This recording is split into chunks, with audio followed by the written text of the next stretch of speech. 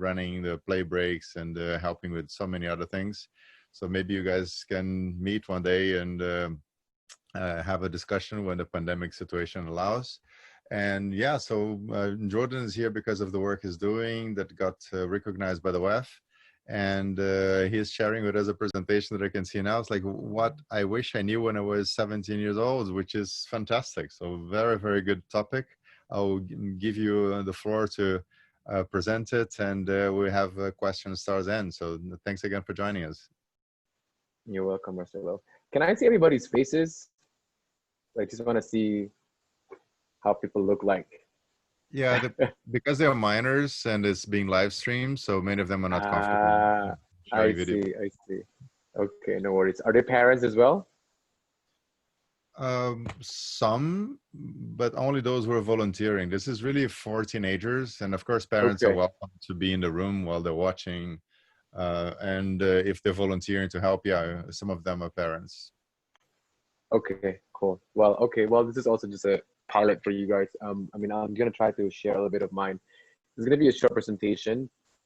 I would like to actually use this as a question and answers more than me sort of sharing my not that many wisdoms, but this is what I learned. I mean, I have not 17 anymore, but I have reflected quite a lot since I was 17. And this is some of just like the synthesis or like the, I guess, summary of what I've learned so far. And then that actually got more sort of resonant as I now live in my 30s. So just a little bit of introduction of myself. As Marcelo said, I'm a global shaper, but I sort of like what to describe myself. It's not my identity, but I'm a recovering type A. So if you don't know what type A means, type A usually are the alpha sort of like profile, the one who's always going to be in the front, who always want to achieve. So this is how I describe it. Like I usually describe myself with a lot of achievements. So as you can see there, like I'm just trying to collect as many recognitions and scholarships and awards and accolades as much as possible. This is not to flaunt myself, or to sort of like be sort of a little bit of hubris about myself, but it's more about like to show that I'm trying to recover from this whole association or identity of being an achiever, and a type A, we call it, and sort of to shift to something that is much more sustainable. And usually they call it type A minus or type B, or a human being type being. But this is just like a summary of if I could sort of distill the type A sort of mentality and identity into this sort of bullet points.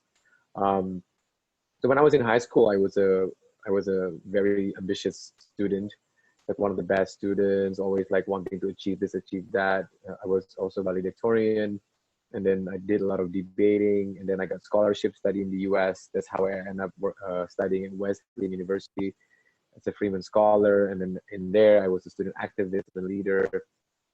And I also did like a fellowship at Princeton during my time at Wesleyan. And then after Wesleyan, I worked for the president and the vice president of Indonesia for 3 years. And then I did my master's in public policy in Oxford, and then an MBA at Stanford. Then currently I work for Grab in Singapore. If you guys have sort of like used the Grab app, usually it's already in Asia, but like not everybody lives in Asia, I guess. But some of them are in Singapore for sure, familiar with Grab. So enough of this. I just want to sort of like give and illustrate what this type A identity archetype is like. But I have some lessons that I want to share. If I was to my 17-year-old self, or to any of you who are under 17. So everything in life is ephemeral. It's including your feelings, my feeling, your achievements, your friends, your perceived failure, your high school period, your junior high school period, your secondary school period, even when you later go to college, your college or university experiences, even your graduate degrees. I've gone through all of that, and also have a lot of jobs and internships. And all of the life events have feelings to it, and all of them are just temporal. It's ephemeral. Nothing lasts forever. It sounds very sort of like cliche, or it's a trite, but it's just so important to reinforce that message that whatever you're feeling right now or you're feeling later is going to be temporal and ephemeral. What is eternal or forever is your constant growth and evolution. You're not going to be stuck at your 13-year-old self or 17-year-old self, or even 18, 25, 27, later 29, 30. I'm in my 30s now. Like, I'm still, even on a daily basis, I'm growing and evolving. I think I'm a different person from myself even 6 months ago. And that's going to be the fact of life, that forever we are going to be growing and evolving. And then people always, when I was a teenager, I used to be so afraid of failures, academic failures, social failures, or job failures. There is no failures, only lessons learned. I was laid off once. I was fired from my job once, and I thought I was a failure. But failure, it's a perceived social construct. I don't know if this is too a heavy word for a 17-year-old, 13-year-old. The social construct is like an agreement between people in a society to believe in something, right? So failure is just a belief that people hold to make meanings in their life. And usually it's preconditioned or shaped by a certain desire that is also shaped by what society, parents, nations, religions, or even governments want it to be. And these failures, or like not being able to achieve what you set out to do, is just, again, a construct, right? And so I would probably categorize anything that you perceive as failure as lessons learned. You only learn from the experiences. So anything that you experience, whether you got it or you didn't get it, is just an experiences to teach you something. It's not a failure. And I think people always ask me when I was like interviewing for scholarship or for jobs, oh, what was your failure? What was the thing that you regret doing? So now, having thought about it, I never really like categorize something that I didn't achieve as a failure. It's actually just a lessons learned. And it's much, much more gentle to you as a person who's still growing, especially for teenagers, to understand this, that you never fail, you only learn. And then you never fail anyone, and then you even never fail yourself. So I think that's useful for us as we now, as you guys are like in your teenagers, growing into your preteens and then to your adulthood, to have this sort of like mindset that whatever you do will always give lessons to you, as opposed to give this ephemeral sensation or feelings that you succeed or you fail. Number 3, don't mistake your ambition with anger or desire to prove yourself. I mentioned to you all these different sort of like type A identities, all these achievements that I have. I used to sort of imply or make meaning of those achievements as my ambitions, right? Oh, I'm so ambitious, I'm so type A. It's great ambition to have desire to prove, to achieve something. But it's only great when it's aligned with an inherent passion to solve problems or improve life or the planet. I think I did all of those achievements, improving myself, is to prove myself because I want to be worthy of love, respect, or admiration. I think I did everything because it felt good to be validated by my parents or by my teachers or by my friends. Oh, he's so smart. Oh, he's so, passionate, or he's so ambitious. He's so intelligent. He's so hardworking. Like all of those external validations or praises were basically what I was craving for. And it was not sustainable until it's just gone, until people stop thinking that you are not smart and intelligent anymore. So it's not great when the ambition is rooted or based on those feelings or those sort of factors. Talk to yourself as much as you talk to your friends. When as teenagers, we like to talk to our friends, and then people now have TikTok, have Snapchat, and then they have WhatsApp, they have whatever means of communication. Back then, we didn't have that. I grew up in the 90s, like there is no this medium of communication. We have text messages. And what I'm trying to say here is that before we care for others or talk to other people and love other people even, make sure we care for and love ourselves first. This starts with how we talk or communicate with ourselves. So people might call you a weirdo if you talk to yourself, but actually it's called pep talk. It's called self-hypnosis. It's actually really good. The body doesn't distinguish what you experience and what you actually think about or what you talk about or what you articulate. So might as well wait, as opposed to waiting for something good happen to you, talk to yourself in a good way. Like you wouldn't talk so harsh to your friends or your parents or your girlfriend, your boyfriend. You'll talk nicely to them. Make sure you talk the same to yourself, because this is the only body, the only self, a person that you will live forever with until you die. So take care of this body, take care of this self, because it's going to be the only one that follows you forever. Everything else and everyone else is ephemeral. Your friends might go, your friends might go, like, yeah, you separate, your parents will die, you will die too, but you'll die alone. And then make sure that you um, take care of that body that will go with you. I don't want to sound too morbid, but it is just a fact of life that we will always be with ourselves first and foremost. Lastly, there is no end in achievements, but the ends we yearn for as humans are always love and belonging. The humanity as a human, as a Homo sapiens, as a species that is now ruling the planet Earth, what our basic needs are, goals and underpinnings are always just love, belonging, and connection with other humans and with nature. This is why it feels good to even be in nature or be in a garden with plants. And it's sometimes stressful to live so too long in a confined concrete structures like houses or apartments. What we want as a humans in the end of the day is just, we just want love from our parents, from our friends, from ourselves, from our family, from our teachers, and to feel belong and connect with other humans. We're not here to like prove ourselves and then to achieve and then accumulate so much wealth. But because in the end of the day, what we want is just love, belonging, and connections. It all just boils down to these three things. The rest, I told you, like achievements, material possessions, titles, experiences, are just byproducts. They are secondary to these three other things like love, belonging, connections, and the derivatives. So focus on these three when you live forward as you growing up as a teenager into adulthood. That in the end of the day, what we want is just these three, nothing else. Great. So thank you. Those are my 5 lessons that I wish I knew when I was 17. It took me like more than like 15 years to get there, to have these lessons, because all of these life experiences and journey that I have, and I wish my 70-year-old self know about this. Cool. So question and answers. Well, that was great. You should write a book about it, like one of those small ebooks. And yeah, maybe I will. I'm setting up I'm also a coach now, so I coach people on life issues and leadership issues, and I might publish something. Yeah, and the kind of point in publishing something is that it doesn't have to be a 500 pages book with lots of reviews, right? It could be super small.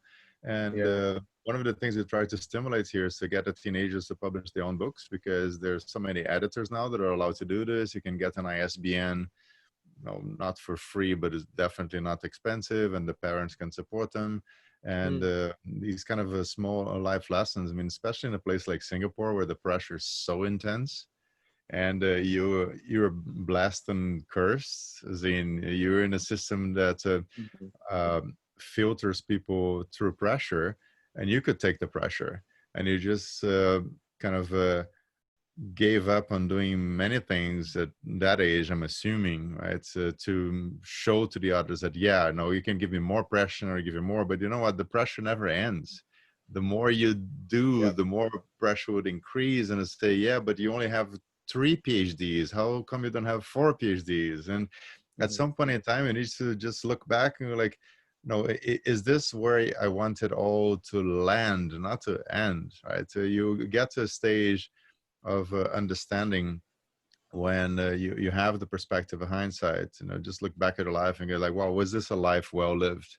And one of the definitions of wisdom is being able to see yourself in the future and correcting this trajectory to make sure that once you ask yourself that question, you say, yeah, my life was really well lived. It was not easy. It was not always obvious. There are lots of things that had to be tuned, but it sounds like you're doing that at a quite early age. So you're saying that it took you 15 years to do that. Most guys, they're like 45 and 50 and they get the red Ferrari and they start doing things that they wish they had done when they were 25, but they couldn't. So you're 15 years ahead of most men, I'd say. I hope so. Yeah. Well, I think I was inspired by Dalai Lama's quote. he said, the world doesn't need more successful people. We need more peacemakers and bridge builders. I think that's what I'm inspired by. And to be honest, I think I've tasted all like life to offer, like, you know, like beautiful people to date, like prestigious institutions, jobs, traveling in business class, like traveling in so many countries. Like I live all of that. I mean, not long enough to sort of like really indulge, but I've tasted Yeah. it. It's all just so temporal. And I think as a teenager, I was looking at that as the end goal. And then I realized, oops, it just flops. It's gone. I've got this Oxford, Stanford degrees. It's gone. I'm global shaper of the economic forum, went to Davos, like it's gone. Yeah. Like it's just like that, right? And I think that's what I want to tell the young people. Like, don't be fooled by this, because people like media, governments, your own parents will always fool you with this, because they themselves haven't healed themselves from their own sort of wounds of wanting to you know, like live the life that they don't have to their children, right? It's another sort of like unconscious passing of their own desire to their children, which could stifle the children, or fool, or like not fool, I guess, mislead their children themselves. And I think what my parents did was great, but it has to stop where you endlessly want to, you know, crave the next thing. There's no the next thing. Just be here now, and we all be all right. And they're doing that with the best possible intentions, right? Because they want to make Yeah. sure they have options in life. And the thing of having options, and our next speaker is a clinical psychologist, so she can tell us a lot more about it from a professional standpoint. But the options are not always up. Sometimes they're sideways, right? So when you become really good at learning, maybe you shouldn't really become better at learning. You should become better at teaching. And all of a sudden, it will be easier for you to learn because you understand how hard it is to explain it to others, and you see things from a completely different perspective.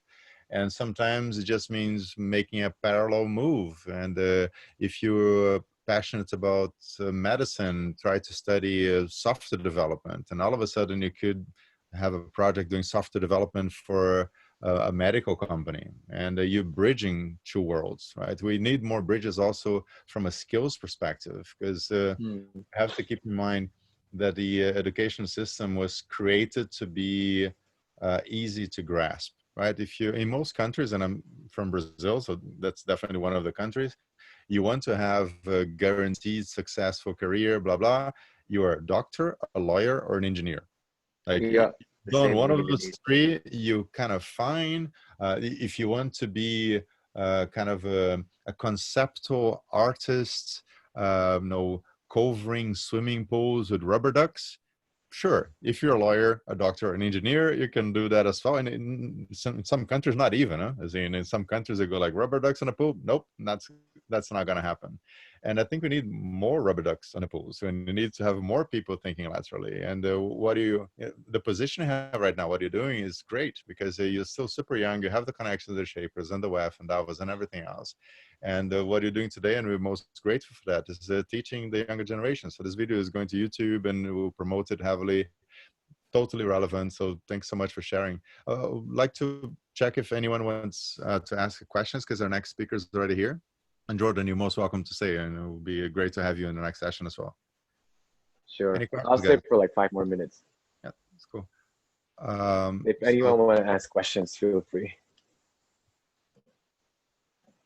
Sully, Paola, Jessica, that's a chance. So I guess I'll pick on Sully because she's a co-organizer.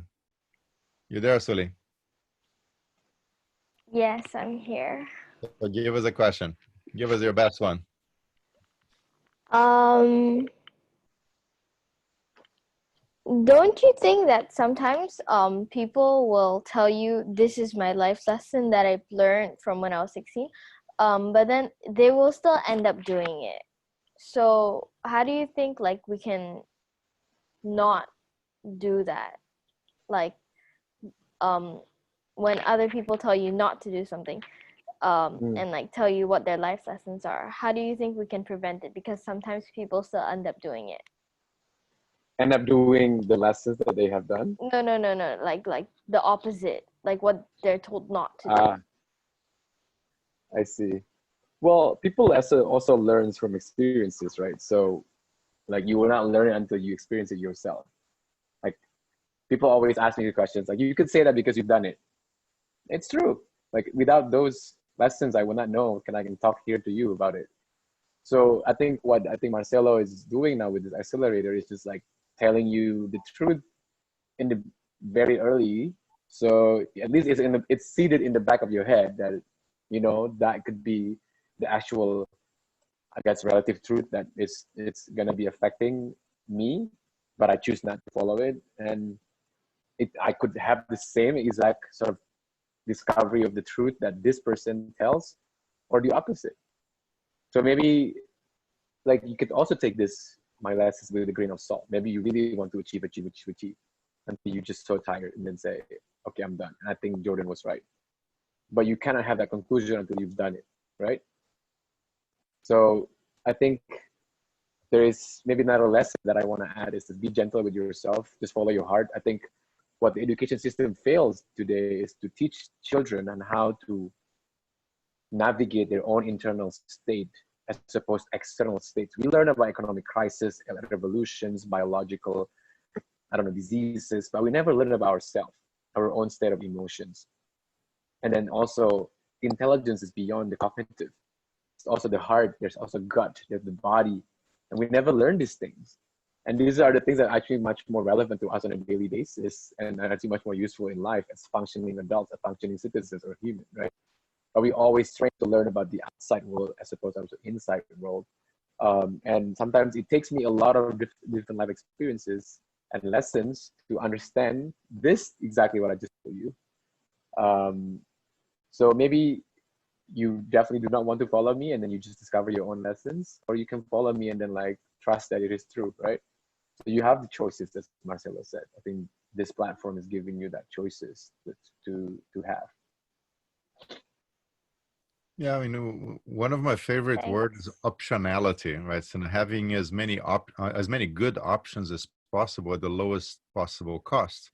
So you can do A, B, C, D all the way to Z, but you don't have to, right? It's the whole thing of knowing that it's the option is there for you, and it's a bit like if you manage to raise $20 billion, you could fly to the moon. You go like, well, congratulations, you managed to raise $20 billion and you flew to the moon. What's next? Oh, I'll fly to Mars. And once you get to Mars, where are you going next? Is it to different galaxy? Or maybe you should shift a little bit your options and then define value in a different way, which would be more inclusive and sharing and getting other people involved so you can learn from them as well. Yeah, that's correct. I think also just remember optionality create paralysis. The more options you have, the more paralyzed